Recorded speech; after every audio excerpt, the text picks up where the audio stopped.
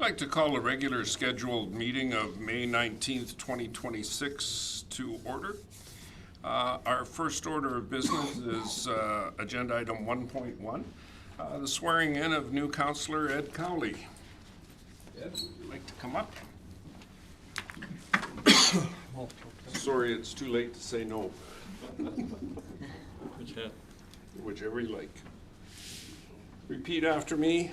I, Ed Cowley, I, Ed Cowley, do solemnly swear do solemnly swear that I will diligently, faithfully, that I will diligently, faithfully, and to the best of my ability and to the best of my ability represent the interests represent the interests of the town of Redwater as councillor. of the town of Redwater as councillor. Congratulations. Thank you. You're now here. Perfect.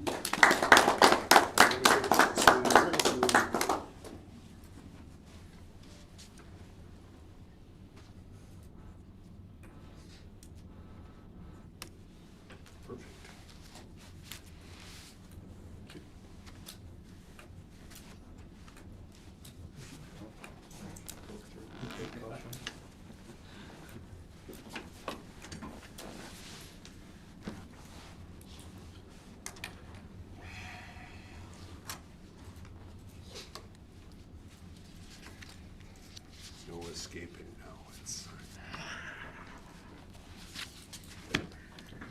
We have no public hearings scheduled.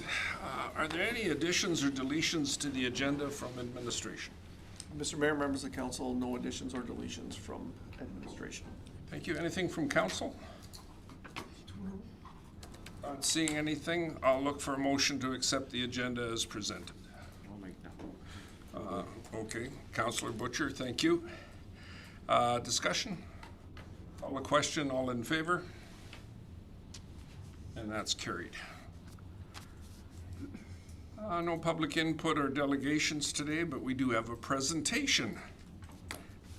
We have the crew from Rose Ridge come to talk to us. Please come forward, grab a chair, Thank you. whoever wants to. Let Susan go. Maybe they have your back, Susan. I know they've got my back, for sure. Maybe they should have told you they weren't going to sit beside you. Perfect. Good evening, Mr. Mayor, members of council, administration, and any members of the public who are viewing tonight. My name is Susan Berry, and I'm the Executive Director of the Rose Ridge Waste Commission. With me today is Les Torrens, our Chief Operating Officer, and Stephen Defoe, our Chief Communications Officer.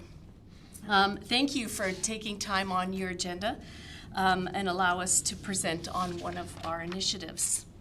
Next slide, please. Is the whole presentation going to be up? Yeah. So I want to start by sharing a little bit of history about Rose Ridge. The Sturgeon Regional Landfill Authority started landfilling on the site near Morinville in 1980. The governance model was changed in 2001 when we became a commission. This allowed us to hire our own staff, own property, and take on debt for the cost of our waste disposal cells. That same year, we prepared a master plan for the landfill and purchased land to build assets required for our stormwater management. For the first 40 years, our mandate was economic disposal for our member municipalities, and our operations were limited to waste handling activities on our sites. Our programs have evolved over the years, and now we're operating a Class 1 landfill, and that just means we can accept both leaf and yard waste and the source-separated organics from the Green Cart program.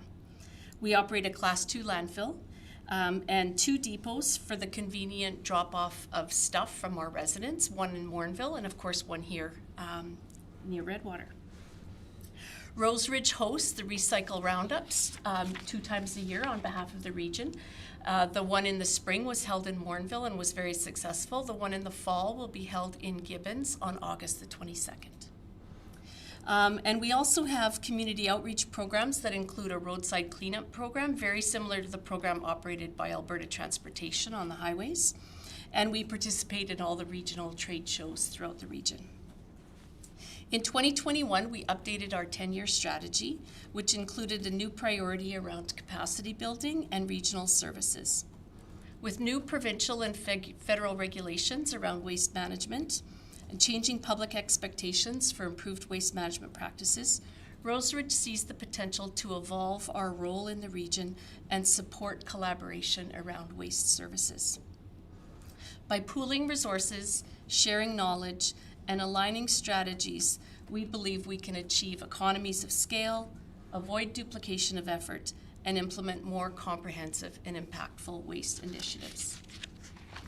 Next slide, please.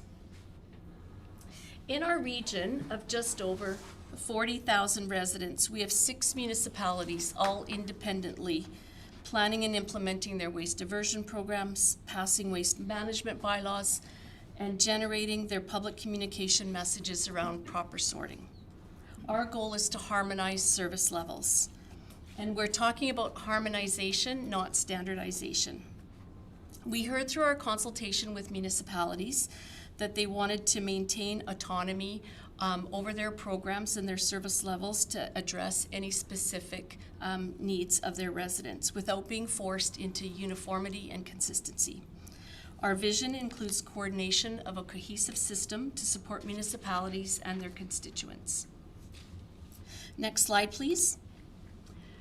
Through consultation with municipalities over the past year, we've developed a plan to coordinate services, including the curbside collection of waste and organics, deal with large items either through the either through collection at the curb or big bin events, like the town is hosting on May the 29th and June the 1st. We want to improve coordination around access and billing for residential permit cards, develop a collection program for the commercial and institutional sector, and strengthen public education and awareness for waste programs and services.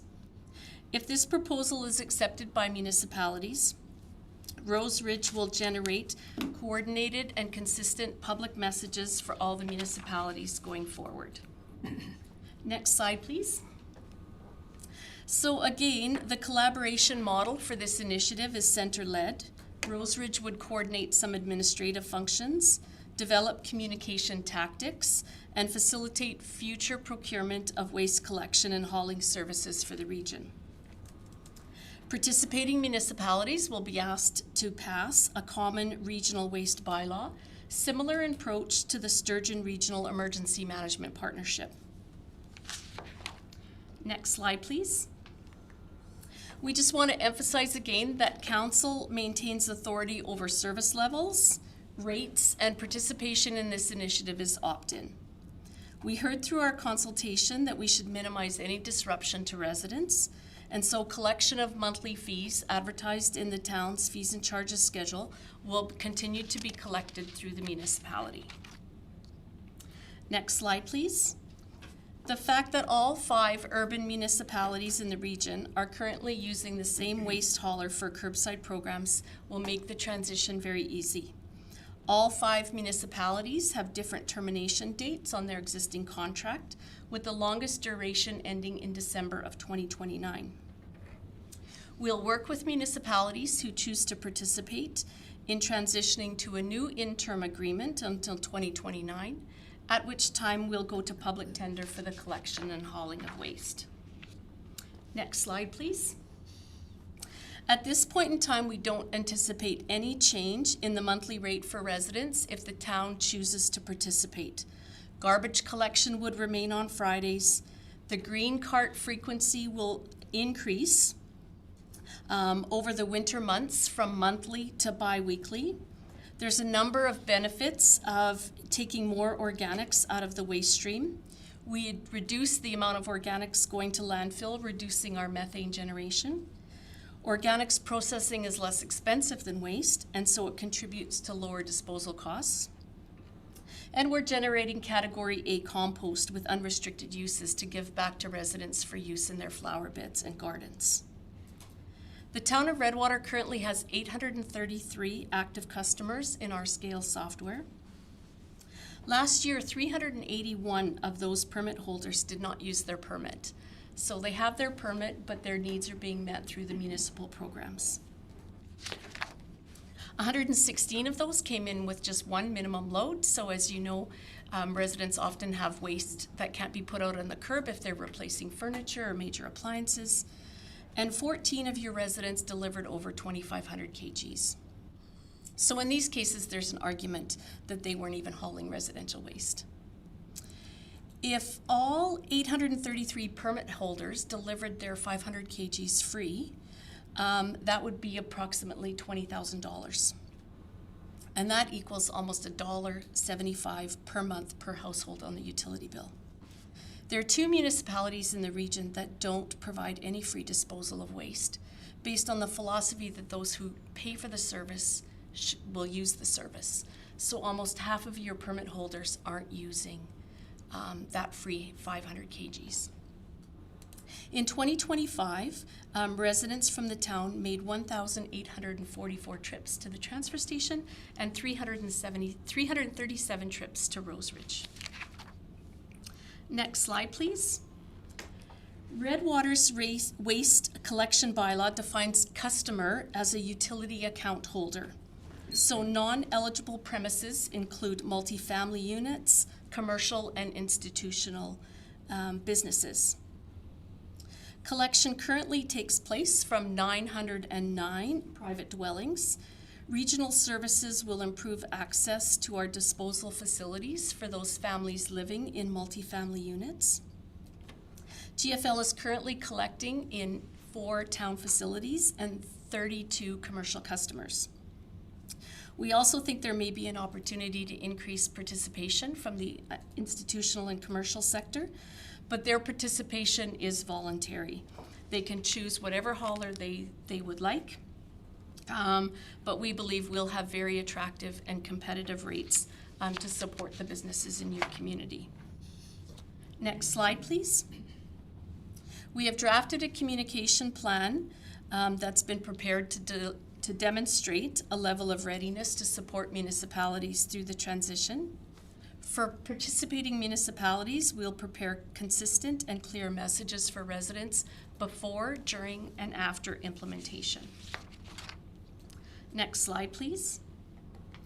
We have drafted a motion that could be edited by your administration that requests council authorize administration to participate in the regional waste collection program led by Rose Ridge Waste Management. Once municipalities decide to participate, we'll meet with your administration to work out the final details around service level and pricing. If we have confirmation that municipalities will participate by July 1st, we can implement this regional initiative and have new transitional contracts with GFL by October 1st of this year. We presented in Gibbons last week on May the 12th, and in Bonnecourt earlier today where they passed a motion to participate. Next slide, please. And before we go to questions, I just want to share some of the questions that were asked by during other council presentations. So we had one question about recycle. So the regional program addresses waste and organics, but why doesn't it address recycling? Well, the recycling program was taken over by the province in 2025 under the Extended Producer Responsibility Regulation. And recycling is managed by a producer organization called Circular Materials. And so that's why it's not included in this presentation. We had a question about if a municipality opts in and things aren't working out as well as we had hoped, is there an opportunity for municipalities to opt out? We will ensure that there is an exit clause in the agreement, and if things don't go as planned, municipalities can exit the regional program, negotiate an agreement, with GFL or another hauler on their own, and then commercial rates would revert back to market prices for your commercial customers. We also had a question about participation and the impact on rates. And so what happens if not all 5 urban municipalities choose to participate? We never anticipated that we needed 100% participation to start with. We believe that we have a program that people are going to want to join, and once we kick it off and people can see the results, that they would choose to join. So we anticipate moving forward without 100% participation, but we will review the final numbers between July 1st and October 1st and see if, 50% of the regional population is not served through these agreements because municipalities are not choosing to participate. What impact does that have on the collection rates for GFL? And we'll be able to confirm those collection rates after July 1st. And so with that, we'd be happy to address any questions that you have. Okay, Susan. Councillor Smith, I know you're on the Rose Ridge board. Do you have any comments or questions to start? I do. I think it's a win-win, and I'm quite excited about it because it'll take some work off the staff, but it will hopefully be beneficial over the next 10 years. Thank you. Council, anything? Go ahead, Councillor Butcher. Well, Susan and crew, you've been working quite well over the years at Rose Ridge, and I think this is what we were working towards, and the collaboration will be fantastic. Thank you. Go ahead, Councillor Cumming. If all 6 municipalities get together, how many hauling companies have the capacity to handle? How many tenders are you expecting? How many bids? So through you, Mr. Mayor, that's a very good question. We will go to tender in 2029. There are lots of companies who would have the capacity to bid on an initiative like this.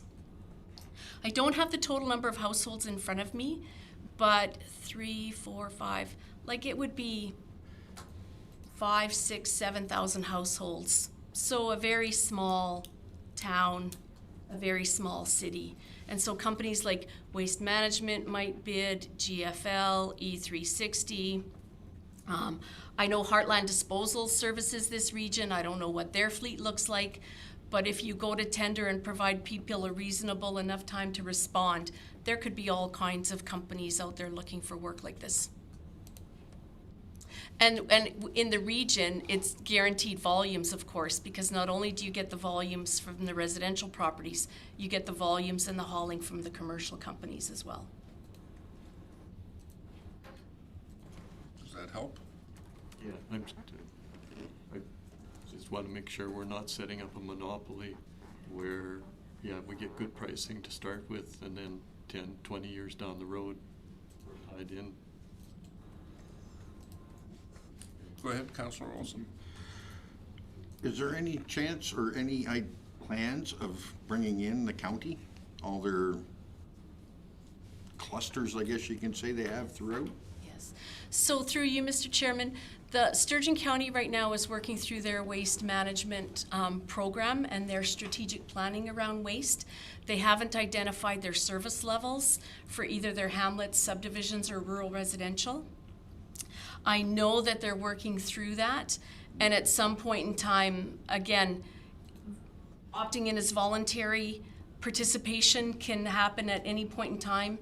So if and when Sturgeon County is ready to participate, we'll be happy for them to join us.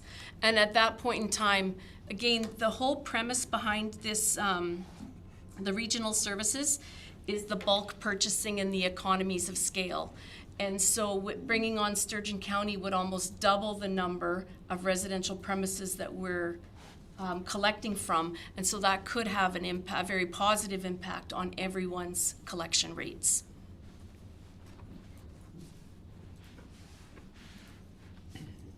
Go ahead, Mr. Van Buel. Yeah, Mr. Mayor, thank you. Can you just outline for us, Susan, the big bin or large item events and how that fits into this model and how that would work? So, Mr. Chairman, our base level service in the regional program we put together identifies curbside collection of large items, not a big bin event. We heard through our consultation that the utility model should be based on a user pay kind of a service. So some of the municipalities in the region are collecting up large items on the curb. Some are doing the big bin events. The big bin events are less expensive to operate. Some of them are funded through the waste waste utilities. Some of them are funded through taxes. And I have no idea what some of those events are costing. But again, if the town decides to participate, we can have more in-depth details about what the town's preference is in terms of service levels, what's the best way to move forward. And so, but we're recommending that as a base level service, it's collection at the curb of large items. Did that answer your question? Yeah. Anything else from council?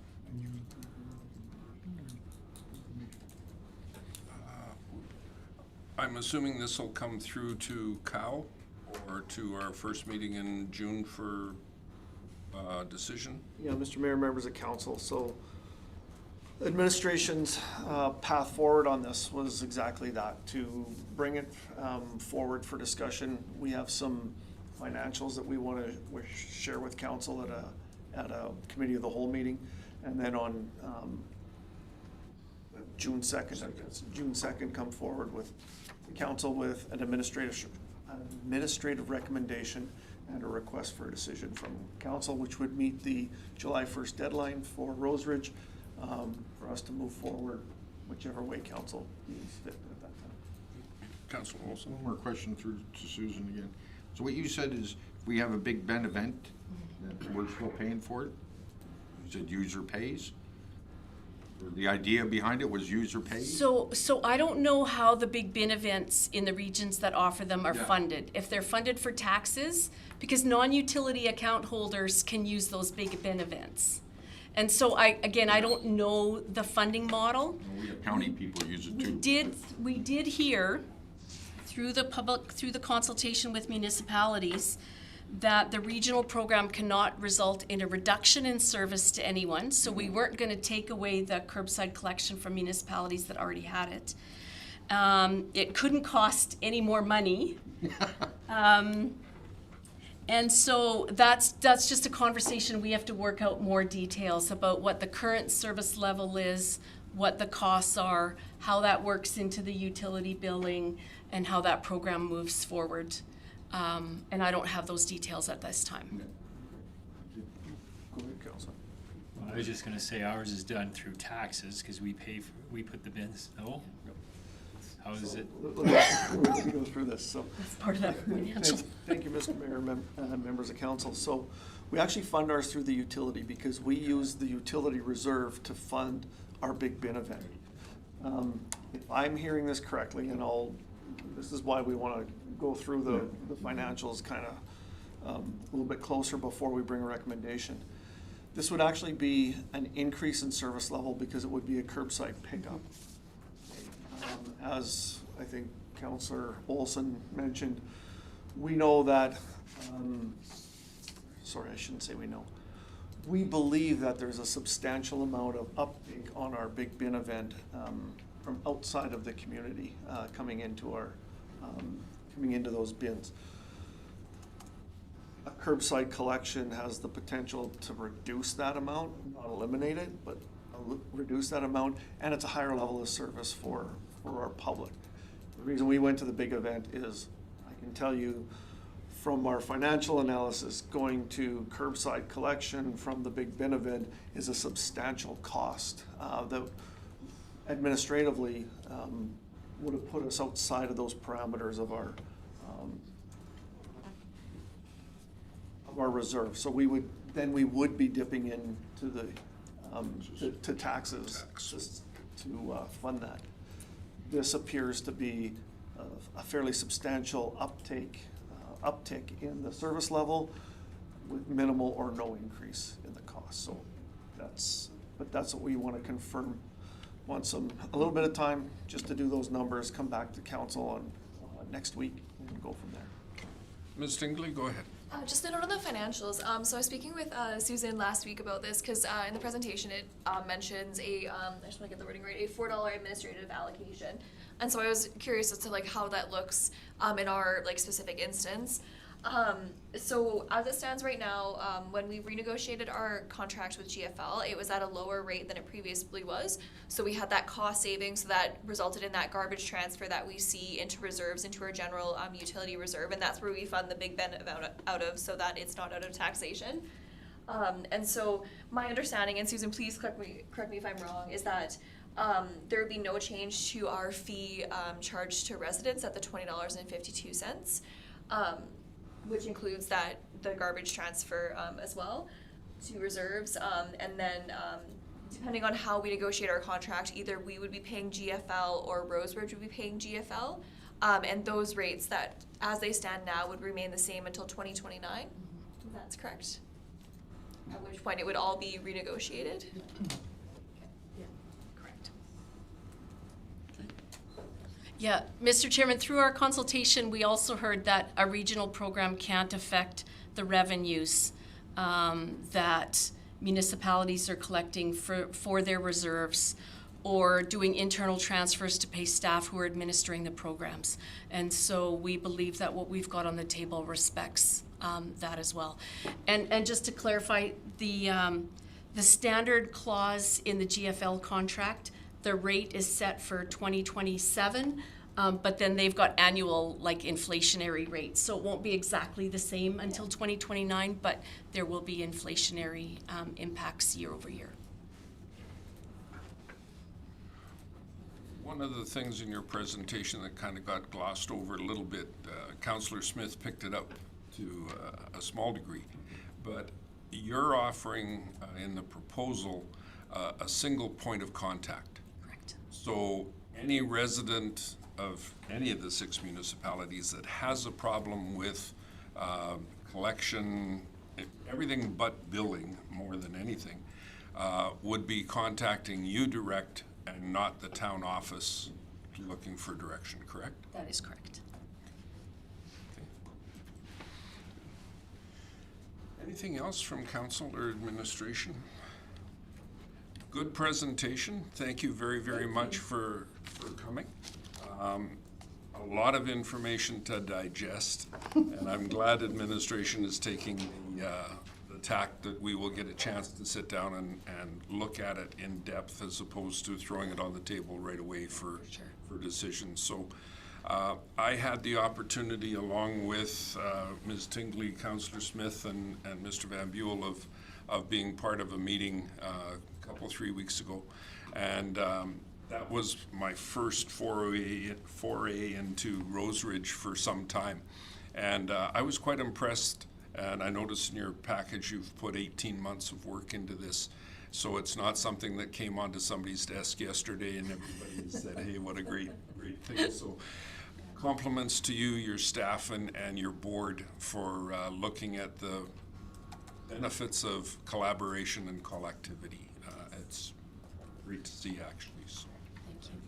Thank you. We won't tie you to your chairs. If you have things you need to take off for and what have you, you're more than welcome. But again, thank you for coming to visit. Perfect. Thanks for having us. Enjoy the rest of your evening. Oh, come on, Stephen, stick around, buddy. Hey, congrats, man. I know better. All right. I don't know why, but it makes such a impression on a meeting when you have something positive to start it off and looking forward to. So, agenda item number 8.1, the special council minutes of April the 30th. Councillor Smith? I'd make a motion that the minutes of the April 30th, 2026 special council meeting be adopted as circulated. Any errors or omissions from, yes, Councillor Cosby, go ahead. I just want to point out, I'm not sure that all the staff members were at that particular meeting. I don't remember seeing Ben at that meeting, so that's a starter. Under 3, the approval of agenda, there's no carried unanimous. 4.1 is actually missing the entire motion, and also the carried unanimous is missing there as well. And that's all I found. A couple of those are substantial, I think. Probably, Councillor Smith, would you look at adjusting your motion to sending this back for our next meeting? I would. Discussion by council? Call that question, all in favor? And that's carried. Now we're looking at May 5th. Councillor Cosby? I'll make the motion with the following amendments to the minutes. Just need to open.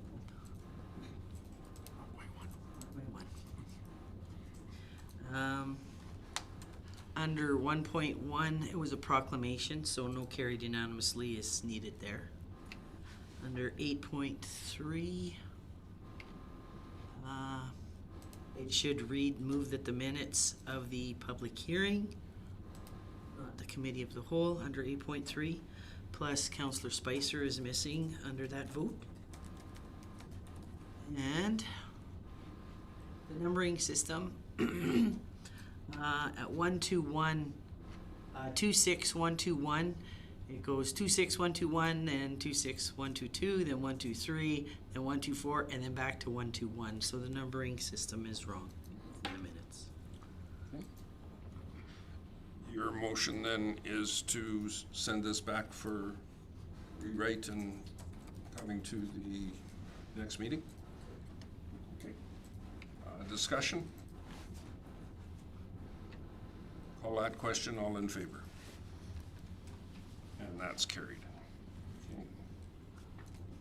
Okay. Business arising out of the minutes and unfinished business, 9.1, Mr. Van Buell. Yeah, Mr. Chair. Eastview Crescent, is that yourself or Mr. It'll be Davison? Mr. Davison. Sir? Thank you, Mr. Mayor, members of council. So we didn't put a report together for this, but this is more an information piece. As council is aware, we did do a repair in the Eastview Crescent just at the end of winter.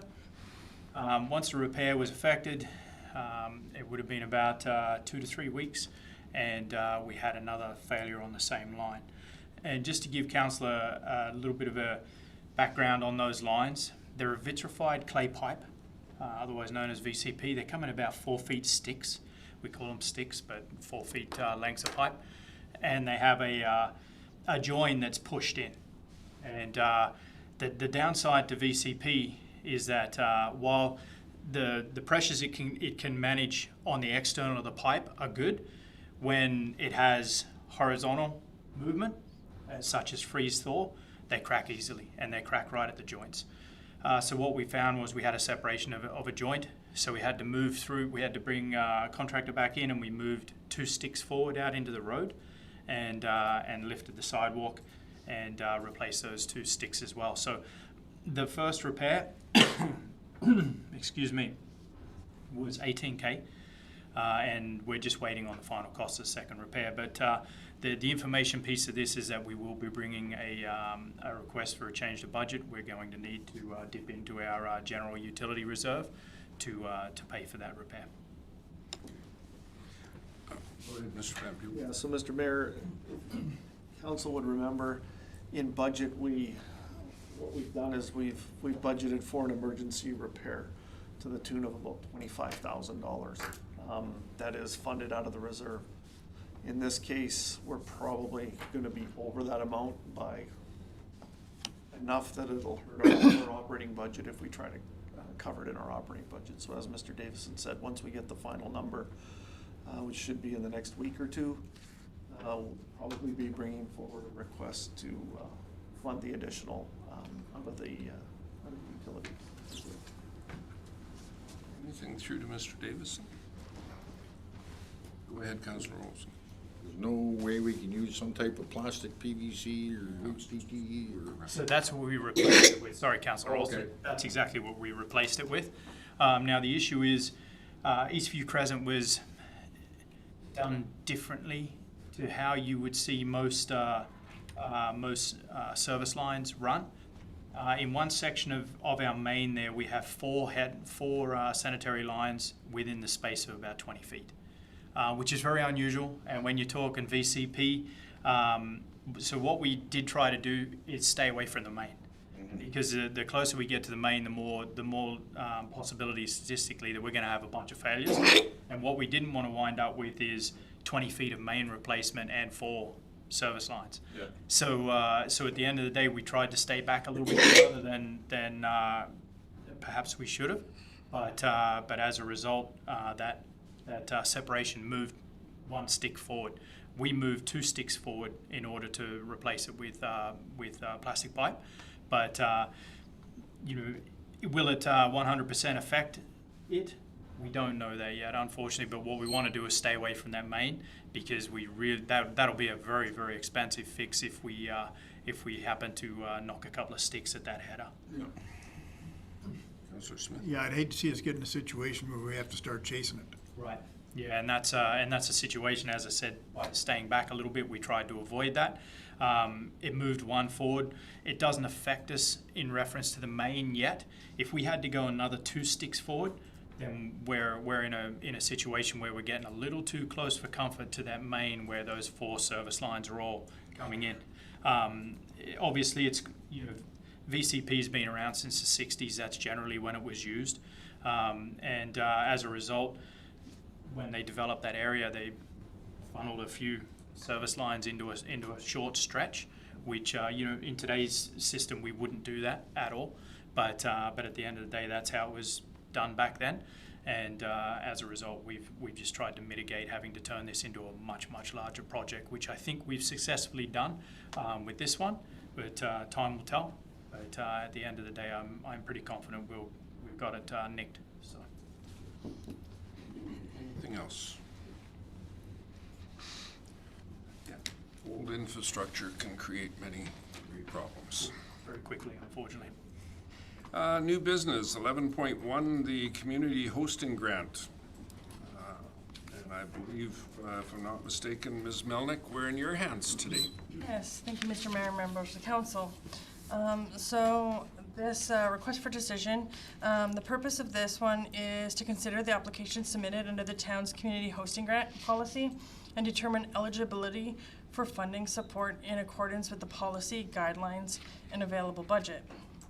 The proposed motion is to approve the following community hosting grant application, and administration recommends carrying the above proposed motion. Some of the background is the Red Hatter Society is an international social organization for women, primarily over the age of 50, that promotes fun, friendship, freedom, and fulfillment through the power of play. Many of its members are in their senior years, including those who may be widowed or experiencing social isolation and are seeking meaningful connection and companionship. The society provides a welcoming and lighthearted environment where women can build friendships, engage in social activities, and embrace a sense of joy and self-expression. By encouraging members to connect, laugh, and participate in shared experiences, the organization plays an important role in supporting mental health and well-being, reducing isolation, and enhancing overall quality of life. For discussion, the Redwaters chapter of the Red Hat Society, known as the Wild Rose Mamas, will be hosting a Northern Alberta regional gathering, welcoming approximately 80 to 100 senior women. This year's event, called Rocking in Their Rockers, will celebrate the 1950s and 60s, offering attendees a nostalgic experience that connects them with music, culture, and memories from their youth. While the community hosting grant typically prioritizes multi-day events, consideration is warranted in this case. The event is planned and delivered entirely by senior volunteers, and extending it over multiple days would create undue strain. Despite being a one-day core event, the economic and community impact extends beyond a single day, as some attendees will arrive early to stay overnight in the community, while others are traveling between regional events, including onward travel to Medicine Hat. Funding support is essential to ensure that the event remains affordable and accessible. Many participants are on fixed or limited incomes, and financial assistance will help offset the costs, enabling broader participation. Supporting this event aligns with the grant's intent by fostering social connection, reducing isolation among seniors, and contributing to local economic activity through visitor spending, while also enhancing Redwater's profile as a welcoming and inclusive community. Some of the financial impacts is the Wild Rose Mamas chapter of the Red Hat Society is requesting $800 in funding to assist with the costs associated with the hosting of the Rocking in the Rockers event. This funding will help offset some of the expenses, such as a venue, entertainment, and event supplies, ensuring the gathering remains affordable for accessible many of these whom are on fixed incomes. And I also want to just note in there too that their venue is actually Pembina Place. So some of that money will be coming back as a revenue. Some of the internal impacts is there are no anticipated internal impacts beyond the typical facility rental. In fact, impacts may be less than average because their event is taking place on a weekday and during regular business hours, so we won't have to have any after-hours staffing. Some of the external impacts is that the event will generate positive economic activity within our community. The Wild Rose Mamas will be renting Pembina Place as the event venue, resulting in direct return of a portion of the funding to the town through facility rental revenue. In addition, attendees traveling from across North America are expected to contribute to the local economy through accommodations, dining, and other local services. This influx of visitors supports the local businesses while reinforcing Redwater's reputation as a welcoming host community for regional events. It also, for strategic alignment, checks off service and excellence, as this event supports high-quality services that improve the quality of life by promoting social connection and reducing isolation among senior women. It enhances community well-being while also bringing visitors into Redwater, supporting local business and showcasing the town as a welcoming host community. And it also helps with the destination of choice and affordable community because it supports Redwater as a destination of choice by attracting visitors from across northern Alberta while keeping participation costs low for seniors and attendees. It promotes affordable, accessible community programming and encourages visitor spending at local businesses, strengthening Redwater's appeal as a welcoming and cost-effective place to gather and host events. Councillor Olson. I'd like to make a motion that we approve the community hosting grant for $800 to the Redwater, I guess, Alberta Red Hatters Association. Discussion, Council. Go ahead, Councillor Smith. I know quite a few of these, the women that belong to this, and they're real. They're fun. They really have a ball when they They get do. together. And the camaraderie that they've created through this is quite intense. I'm actually excited to reach that age so I can join. Don't rush into it. Comes in enough. How many Red Hatters are there, Redwater group? I think there was, what did she say, there was 10 to 12, I think, that are doing it from Redwater. Thorhild also had one, but theirs kind of abolished, but they're expecting 80 to 100 women coming into town. So all those single gentlemen over at the lodge better buckle up their belts. In addition to the local members, 80 to 100. Addition, yeah. And the money, you have a pot of money dedicated to this, you've got plenty of money. Yeah, and it's first come, first serve, so to speak. Were you oversubscribed last year, or? Last year was the first year we started this grant. Yeah. And you had sufficient funds in the budget? I thought it was 5,000, but I'm not entirely sure. Redwater Minor Hockey Award was awarded it last year. Just to help you out, Councillor Cowley, 2 years ago now, we brought in a policy to help economic development, tourism, hosting grants for local organizations who were looking at bringing in people to Redwater for events such as this. So, and seat of my pants, I'm going to say $5,000 in the budget each year is put into that pot. And as Ms. Melnick was saying, it's a first come, first serve based on an application. So there should be enough money easily for this request And we haven't had any others at this point in time that I'm aware of. Mr. Van Buel? Yeah, Mr. Mayor, so we do budget on an annual basis. We budget for one event, so the maximum is $1,500 per event, and we budget for one event per year. That doesn't stop council from saying, if we get more, generally it is first come, first serve, so it's $1,500 in the budget. This would take just a little over half. Does that help? Yeah, I'm just trying to wrap my head around it because we have so many hockey tournaments and ball tournaments. How do they not qualify? I can answer that one for you, Mr. Mayor. Sorry, through to Councillor Cowley. So last year, the grant in particular helped one event, and that was the provincials hockey. So the other hockey tournaments that they hold are run by the association and the clubs. Yeah, and this policy strictly says that it has to be awarded to this district. So it's not like any hockey tournament doesn't qualify under the policy. We wrote the policy as such that it has to be like an awarded type thing, and it has to be out of the ordinary of a regular scheduled event. So regular hockey tournaments that every team does not qualify, but the big provincial tournament that is awarded through the Alberta Hockey, that was a different scenario.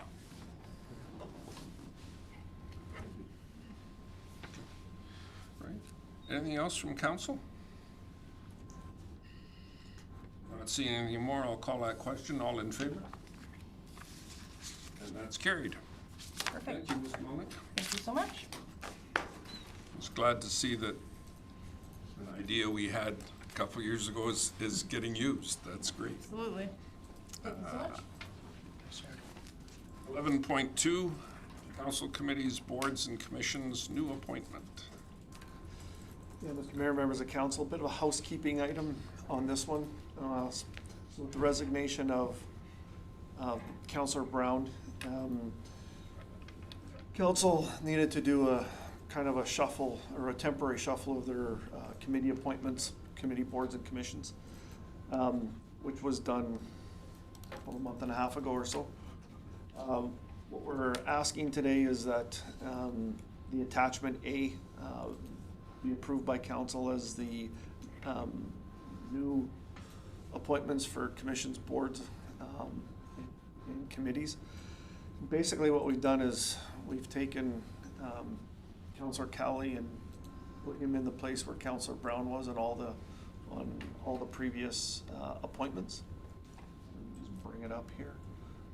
We go through them.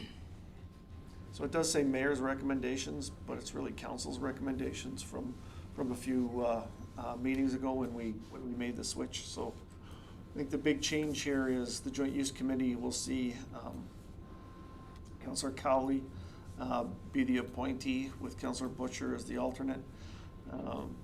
Councillor Cowley would take one of the 3 spots on the Community Services Policy Committee and one of the 3 spots on the Infrastructure Policy Committee. Also be appointed to the Community Services Board and as an alternate on the Capital Region Northeast Water Service Commission and as an alternate on the Fed Gas, the natural gas portfolio. And then if council remembers, all their other appointments would revert back to what they were back in October. So the temporary appointments would be then complete. So with that, let me just go back one more. The proposed motion is moved that council approve the appointments to committees, boards, and commissions as per attachment A. And that should get us back on track for the rest of this year into the organizational meeting in October. Councillor Cosby. I'll move that council approve the appointments to committee boards and commissions as per attachment A. Councillor Cowley, will that give you any difficulties with those appointments? I don't have a schedule of the meetings at all, but I don't see any problem. Okay, that's good. I do believe your first one is tomorrow night. It's the Community Services Board tomorrow night. Councillor Spicer. Later? I believe when we first did this back in the fall, there was one thing that we did change, and we had the deputy mayor as intermunicipal committee. That's what's showing here. I thought we had changed that I think I remember me being put on there because we wanted consistency rather than changing all the time. I think you're.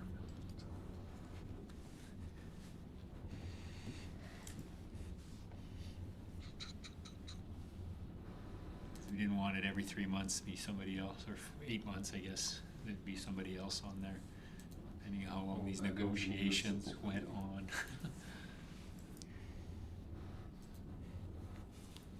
To be honest, Councillor Spicer, I don't remember.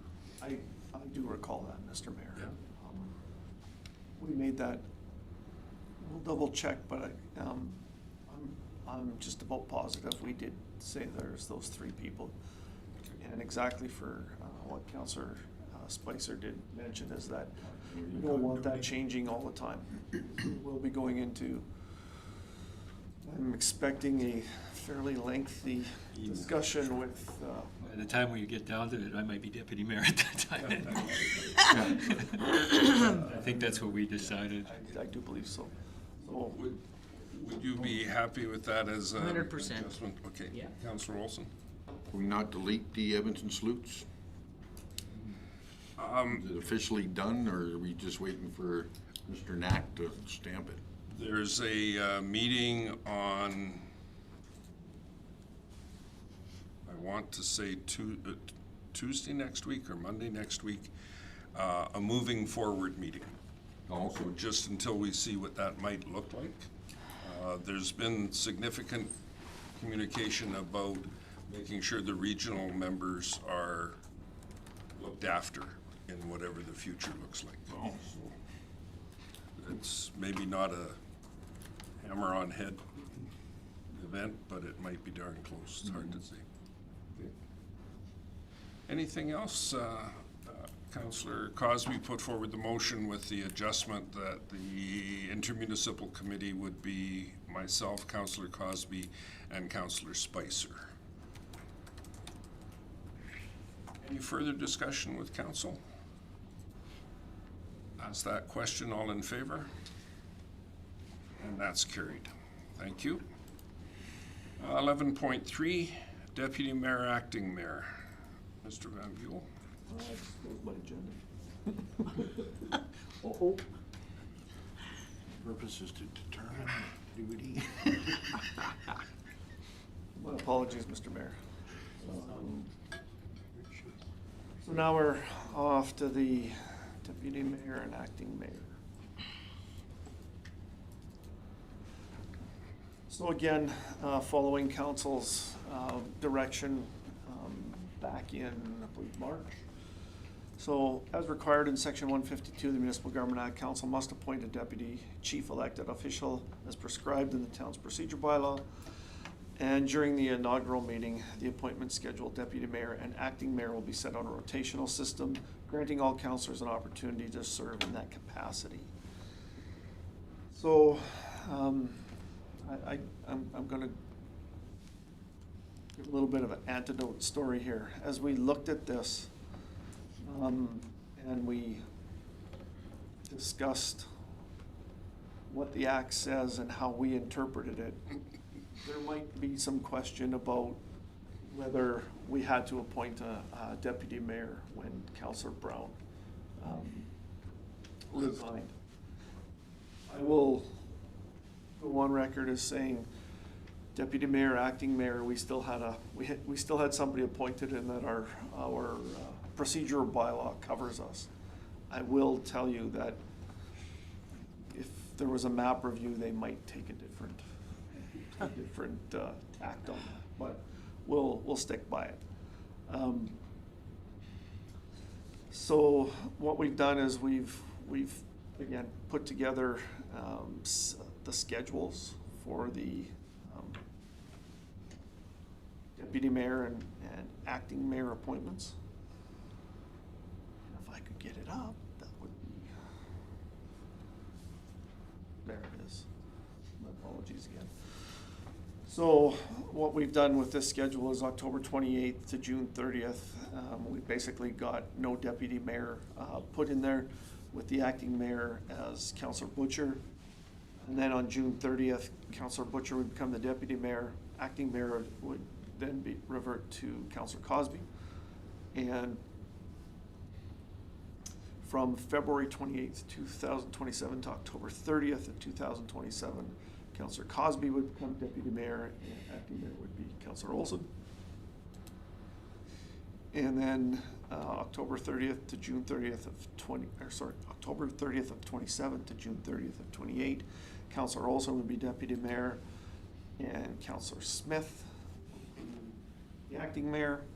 June 30th, 2028 to February 28th, 2029 would be Councillor Smith becoming deputy mayor and Councillor Spicer being the acting mayor. And then to conclude the term, February 28th, 2029 to October 30th, 2029, Councillor Spicer would be deputy mayor and the acting mayor would be Councillor Cowley. So that's how the rotation works. I know the intent is always to give everybody a turn, but in this case, with the resignation partway through, it just, quite frankly, doesn't work that way. So unfortunately, Councillor Cowley will miss his turn as deputy mayor, but certainly get a shot or a turn at being the acting mayor from February 28th, 2029 to October 30th, 2029. And I'd take any direction from council on that. Councillor Smith?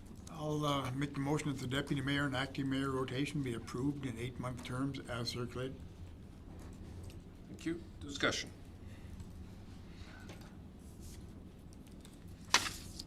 I'd like to cover your butt. Yeah. It's a month and a half.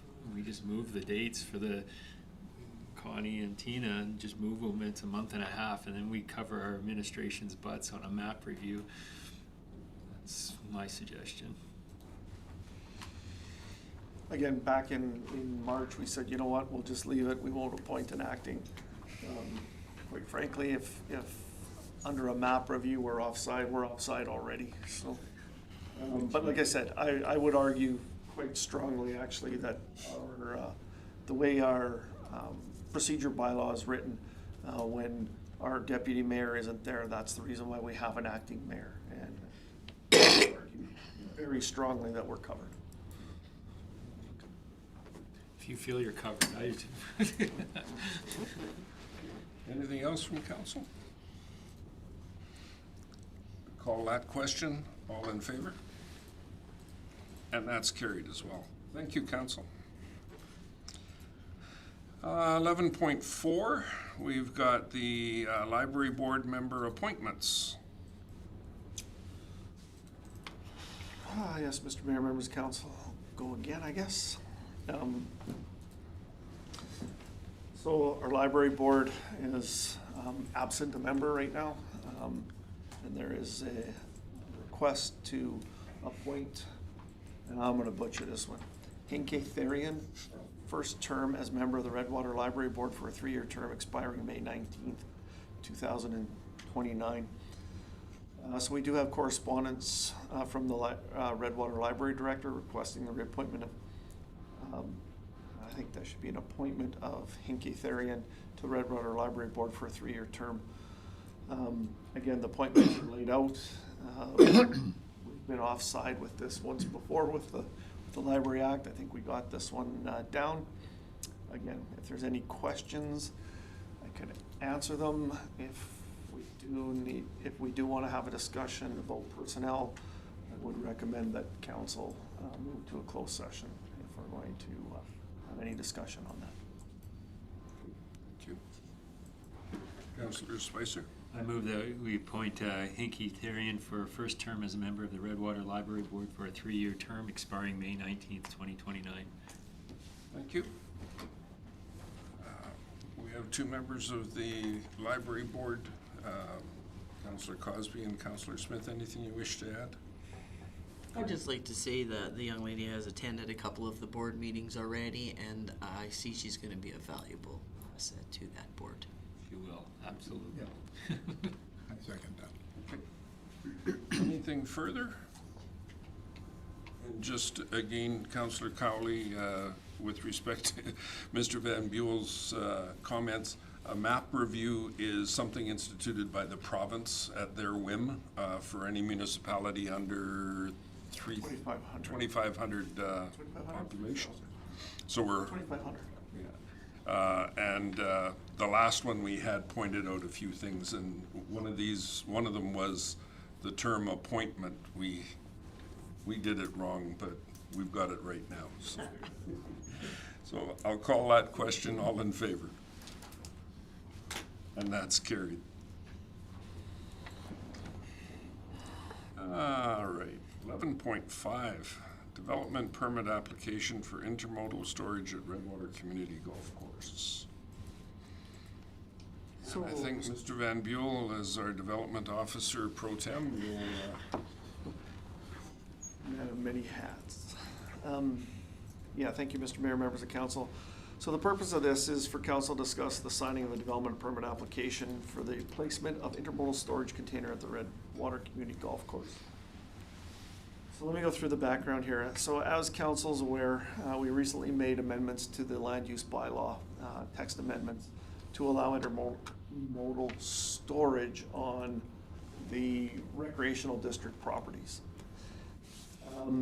It really was precipitated by a letter that we received from the golf course wanting to put two storage containers on at the golf course. One on the north side, one on the south side of their building. And I can't remember which one is which. I haven't read the letter in the last 4 days, but there's a 40-footer on one side and a 20-footer on the other side. And it's basically for storage of some more golf carts. Interestingly enough, they want more golf carts. They don't want to vacate the storage that's on Pembina, or attached to Pembina Place. Couple things here for council to consider, and again, I'm not going to read but I'll go through it. The first is that because the town owns the land, and as per the land use bylaw, the owner of properties have to sign the development permit application. In this case, being the town, council needs to give myself, the CAO, the ability to sign off on that, should council want to. And I think this is an important kind of discretion here for council, and that is, just because you change the bylaw, and council approved the land use bylaw text amendment, that doesn't mean council has to sign the development permit application. There are more properties in town that this affects than just the golf course and Pembina Place. The other part here is, even though there's technically two parcels of property, so there's one parcel that is the golf course proper without the building, and then there's another piece of land that is Pembina Place proper. And in the report, I kind of argue, if you can see it there, Mr. Mayor, on the map. So the building itself is on one parcel and the golf course is on a separate parcel. Even though they are separate parcels, I think what council needs to decide here is how many is too many on their property. With two going on the golf course, and I can tell you without a shadow of a doubt, this is something like storage is an issue in all facilities, and it's an issue for the golf course. I'm not going to say it's not an issue for the golf course, because it is, but it's also an issue for us at Pembina Place.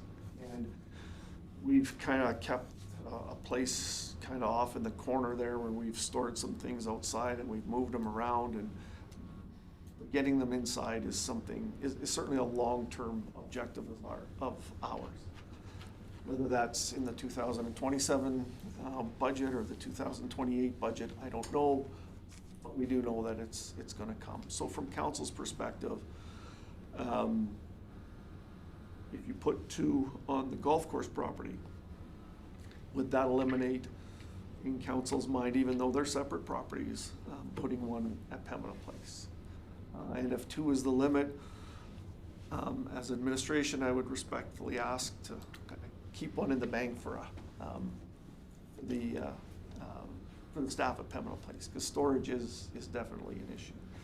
Now, that being said, I think the third thing that I think council should think about is, as the owner, they don't have to, as the owner of the property, you don't have to wait for MPC to put any conditions on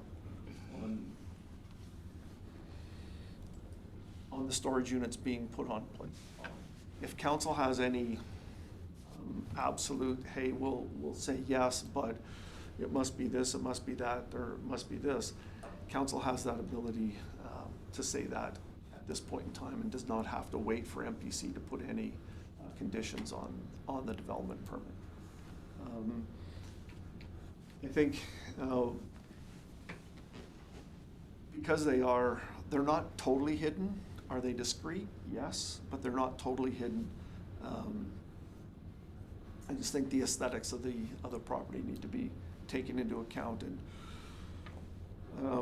when we talk about intermodal storage, and that's, fancy words for CCAN, we know that all CCANs aren't created equally. Some of them you buy, there's overhead roll-up doors on them. They're modified to be a shed right off the bat. Others come in unpainted, with Costco or whatever brand or whatever shipping company had the container. They're partly rusted. They might be this, that, or another thing. And that would, from administration's perspective, that would be our concern on the site about what those containers look like.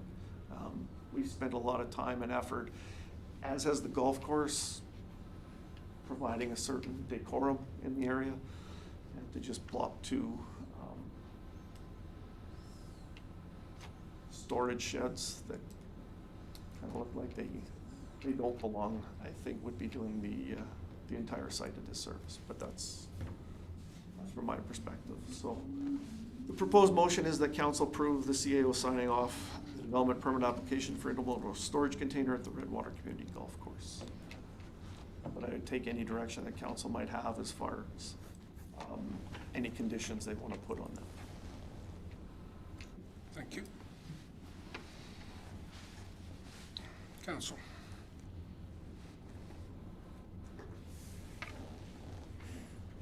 Councilor Olson. I'll make the motion that council approves the CAO signing of the development permit application for the intermodal storage container at the Redwater Community Golf Course. Thank you.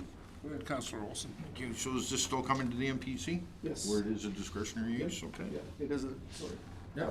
It is a discretionary use. That was what was put in the bylaw. So even though we sign it off, it does have to go to MPC for final approval.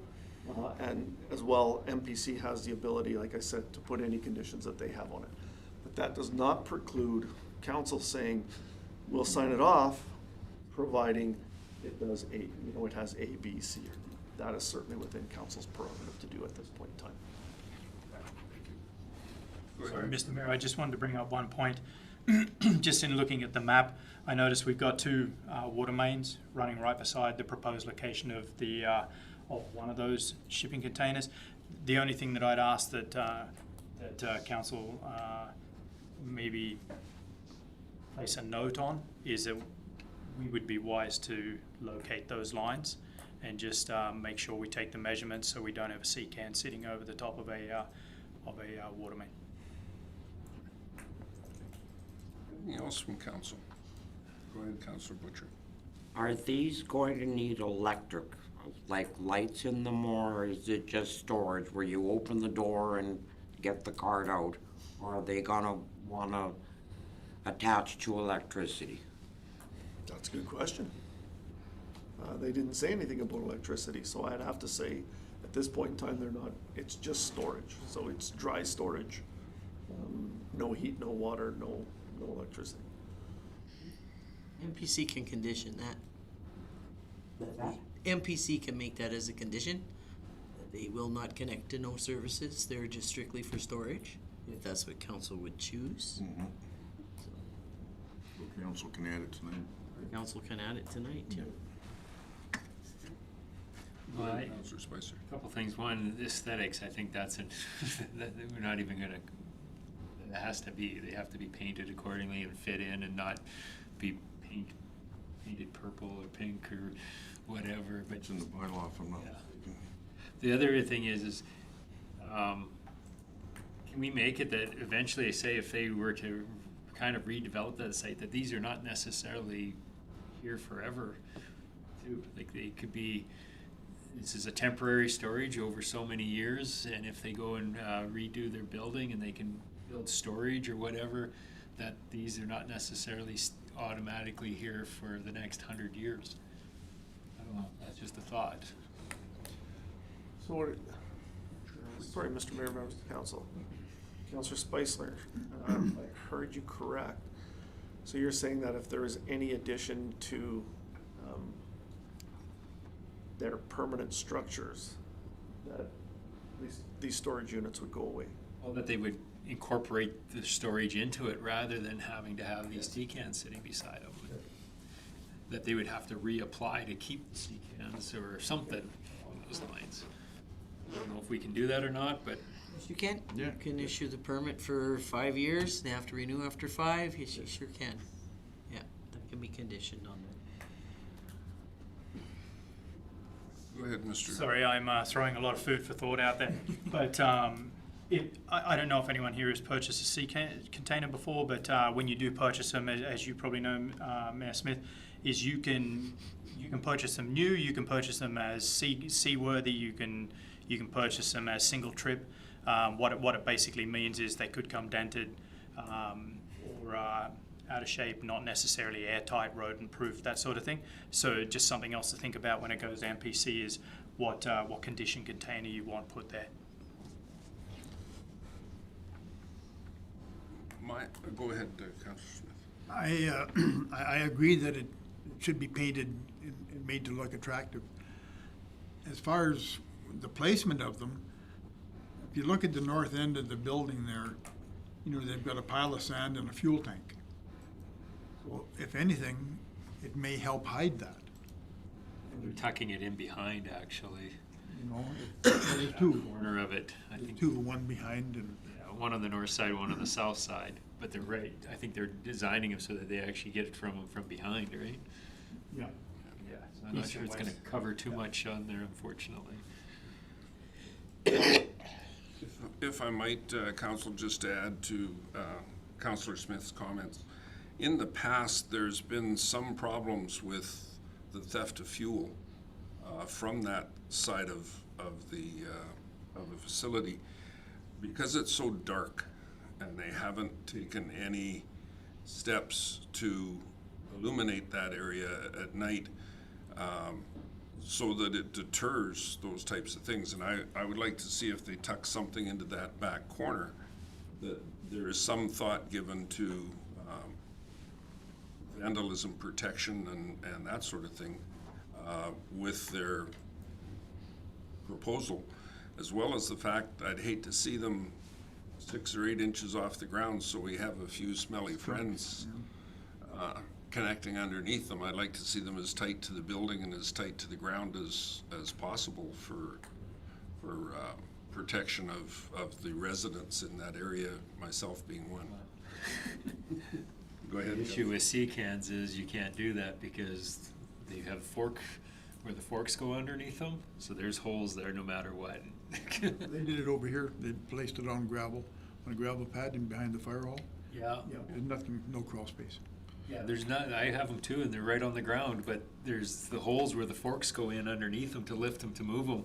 Those holes are still there because there's a, Yep.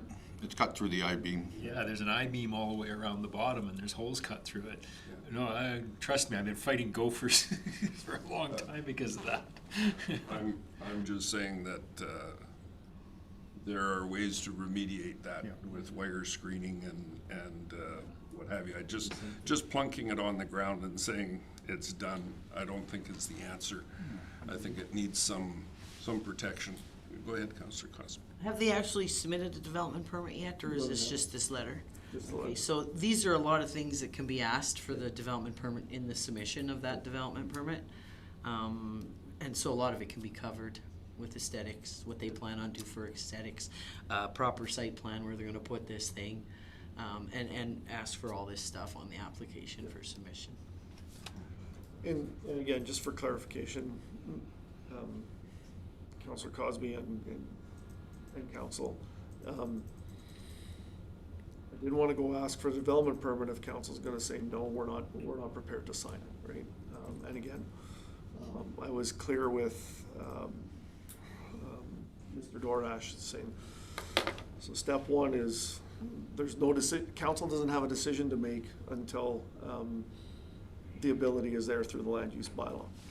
Then council has to, say, yeah, you know, they're willing to entertain it. And then there's the process of actually doing the development permit. So, and Mr. Dorash asked if this would suffice for both. I said, yeah, based on this letter, I'm prepared to go to council, but I don't know what conditions that would be on it. So. So I think so far I've heard security, aesthetics, not hooked up to services, clear access to our existing services, and go ahead, Councillor Olson. I sort of disagree with security. Is it our place to tell them to secure their belongings? I'm not telling them how to. You're suggesting that they have to do it. Mhm. Is it our place as a town to tell you how to do it? Or even to tell you, it's like me buying a house and you coming in to get my utility bills and signed and everything, and, oh, you have to secure that. No, I don't have to secure that. This is my house. I know it's town property. If they want to keep paying out money, I mean, for fuel, it's a $50 solar-powered motion light that you can get at Home Hardware, sit on top of the building, settled. But if they don't want to think of that, but I don't think the town should be telling people what to do as far as security of their facilities. And to me, that's not development. Well, and again, I'll be strong on the other side and say, I'm not telling them what to do. I'm telling them that it's a problem in that area. It's been a proven problem in that area. If they want to add to that problem by putting this device there, then they should do it with our permit blessing that says you will take appropriate security measures. That's all I'm suggesting. No, but that's what I'm saying. I don't think it's nowhere in the land use bylaw talking about security. So how could that end up on a development permit? Well, you can put it on development permit. Really? You betcha. You can sure can. you can put a whole pile of things on a development permit that don't have to be in a bylaw. Yeah. And I'm just saying that it would be prudent to support our police service who come and talk to us regularly. It would be prudent to support the golf course, which has the losses regularly. And it would be prudent to our residents to say, look, this is something we're concerned about, our community's safety, our community orientation. I think it's actually part of our strategic plan, that we're a safe community. Well then, if we're gonna, sorry, Mr. Mayor, if we're gonna go that direction, then we get rid of the streetlights that we had put in 5 years ago and put the bright ones back in. Let's light this place up like no tomorrow. You swear to God, you're flying over the sun. If you want to, you know. Because, I mean, we put these new streetlights in that dimmed everything right down. Now you want everybody to start putting in lights in order to light up the towns for security reasons and everything else. So. And we can certainly agree to disagree, but I'm telling you why I think it's important. I understand 100% why you think this, yeah, never mind. No, to me, we're overstepping our bounds by starting to tell people how to do it. I mean, yes, this is our property and so on and everything, but if you start dwelling into personal residence and start saying, putting motion lights in, put this light in, do this, do that, to me, that's overstepping your bounds. That's way past. I'll withdraw my comment then with regards to security. However, I personally believe it's a prudent thing to do for that particular location. Then, Mr. Mayor, that could be something that could be brought up at a general meeting of the golf club. To ask them to spend $50 at Home Hardware for a light. Mr. Van Buel? Mr. Mayor, maybe now might not be the time to do this, but I'll go on a limb and maybe the limb's being sawed off. But one of the things, because I think we've heard from the golf course in the past, some of the issues that they've had with, you know, quads and whatever else going on their lands. One of the things that Mr. Davison and I did this spring, potentially getting ready for our 10-year capital plan discussion here. We got a hold of Fortis, it's down, it's the back alley, but it's our emergency route out of town behind the mayor's house there. There are no streetlights right now. And there's also, in the wintertime, there's an entrance that goes into the gym on that'd be the west side, Pembina Place. So one of the things we did was we contacted Fortis to say, how much would a project be to actually put some lights down that back alley and then actually illuminate that corner? Because that corner in the wintertime is dark a lot of the time. Illuminate that for traffic purposes, and then do a little bit of pathway lighting down the path from, I guess that would be the north side of the parking lot, the pathway that goes by the clubhouse and into the, so we do have a cost for that, and believe it or not, it's not as much as you might think it is. I think the cost we got was right around $36,000. Yeah, a little bit up from that, but But it's certainly not $50,000. And that would be lighting that entire back alley, that corner, and then that path. But that's a discussion for another day. And again, I bring that up just because it is something that administratively we're aware of. That area seems to draw some not nice activity, and it has caused our golf course some damages in the past. But that's where their executives should be going. Let's do something. That's, Instead of sitting there going, oh, happened again, oh, happened again. I'm sorry, but you know. and Councillor Olson, I don't disagree with you, but part of that issue going down that alley isn't theirs to solve. It's probably more ours, right? Illuminating that gas can is definitely would be their problem. Anyway. So just to recap, Councillor Spicer, ideas you would like for the development? That other one is about just it being a certain length of time, that it's not permanent. That was the one thing that I had brought up. Councillor Cowley, anything you'd like to see, one way or the other? No, I think we have to sit down and sort it out. Just do it tonight at the table here. We're gonna come up with a pizza instead of a lasagna. I think it'd be a great idea, but there's a lot of questions that have to be answered. Councillor Smith? As long as it's beautified and it doesn't look out of place, I'm fine with it. Councillor Cosby? I'd like to see a great development permit application come in that provides all the above that we've asked for. Councillor Same Olson? here, we'll wait for the MPC meeting, Mr. Mayor. The motion's on the table, if I'm not mistaken. I'll call that question. All in favor? For the development permit to be signed. Okay. And that's carried.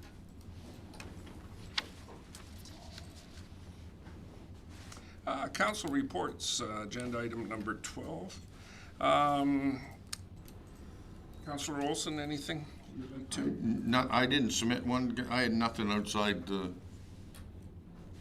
normal meetings. And to me, it was a waste of ink and time. Councillor Cosby? Nothing further to add. Nothing further.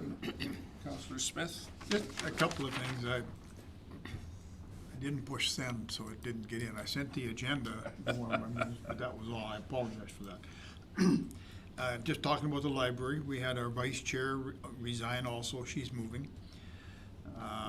First weekend in May was Free Comic Book Day. And I didn't even know we had such a thing, but all the kids that came to the library got free comic books. And July 8th, word on the block, and it's very well received. And that's what they have coming up. And Chris Gillies started on the 16th as the interim manager, because Alicia will be going on mat leave here at the end of the month. And that's all I have. Okay, thank you. Councillor Butcher, anything to report? Not at this moment. Councillor Cowley, you've been here for 2 hours now. Have you got anything to report? Actually, good. I'm looking forward to it. I've got a lot of comments from the public, and I'm looking forward to it. Perfect, good. Councillor Spicer? I have nothing to add. And mine as presented. I'll look for a motion to accept the reports as presented. Councillor Butcher, thank you. Call that question. All in favor? And that's carried. Correspondence general. So we have two things from our RCMP commander. The first is something really interesting for myself personally, as well as resident, and that is the rollout of the new Glock duty pistol that the RCMP will be now using moving forward.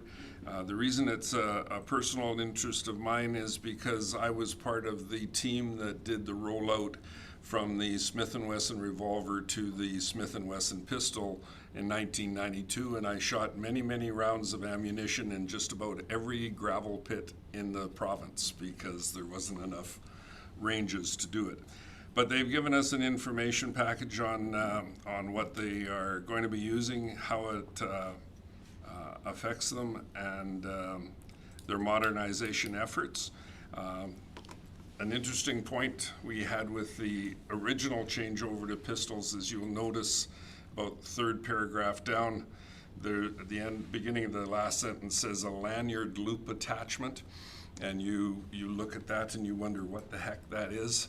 And that is in their dress uniforms, they have the lanyard that goes around, the white lanyard goes around their neck, comes down across their cross strap and hooks onto the pistol, so that when they're riding horses and shooting it, they don't drop the pistol and lose it. They can just reach the end of the string and pick the, and of course you know they ride horses regularly and shoot at the same time. But the reason it was so interesting in the original conversion, and I don't know, do you know if you had anything in the military, Rob, that was comparable?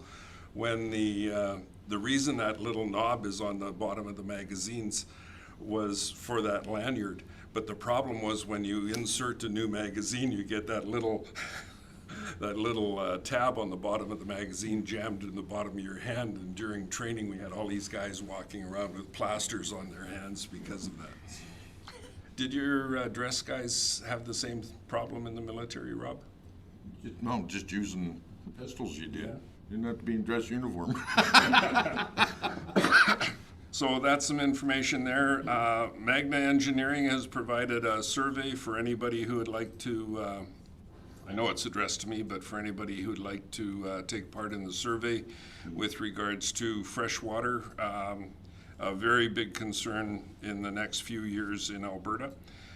The StatsCan 2026 survey is, census survey is up and running. If you have not filled out this survey already, and I'm just speaking to the camera here, you're doing a disservice to your municipality. The function of, one of the functions of this is to establish a population base for Redwater, and our grants are based off of how many people we have living in the community. So if you don't send it in, it does end up hurting Redwater in the long run. We have 2 invitations from the town of Morinville, one for their Indigenous Days and the other for their July 1st events. Please respond if you're able to go. They are always a good event. I've been to their Canada Day celebration several times, and they have a real good event going on. We have 2 notifications regarding the land use bylaw and adjacent property owners. So we've been notified that we're adjacent property owners on 2 developments. And then we've got the community policing report from the RCMP and the quarterly stats. Any questions on any of the correspondence that we got? Just one comment, Mr. Mayor, the RCMP are scheduled to be at our Cal meeting next week to talk about our Q4 stats for 2024-25. 25-26, sorry. Did we get official correspondence from Nathan regarding the submission of the community policing objectives? I don't recall us getting one, but I don't recall us getting one either, but I know I hand delivered Yep. council's signed documents to the detachment, so. okay. Go ahead, Councillor Spicer. Comment on the one development description there. I think I saw it in the paper that it just said this one for home-based business major, that they'd only be open on weekends from 8 to 6. I think there was a slight typo in the paper or something on that one. There was another home-based business that was issued before. Okay, That I do it's not the same one, but it was home-based major as well. Yeah. And it was just Saturday, Sunday? There was one that is just for the weekend, and then there was one just for the weekdays. Oh, okay, okay. I was just seeing this here and then remembering that one. Look for a motion to accept general correspondence. I can make that. Councillor Butcher. Okay. Call that question. All in favor? It's carried. We don't have any correspondence with action. And 14.1, a motion to move to closed session. Councillor Cosby. Motion to move to closed session. Thank you. Discussion? Call a question. All in favor? And that's carried. Just give us a minute to change the electronics and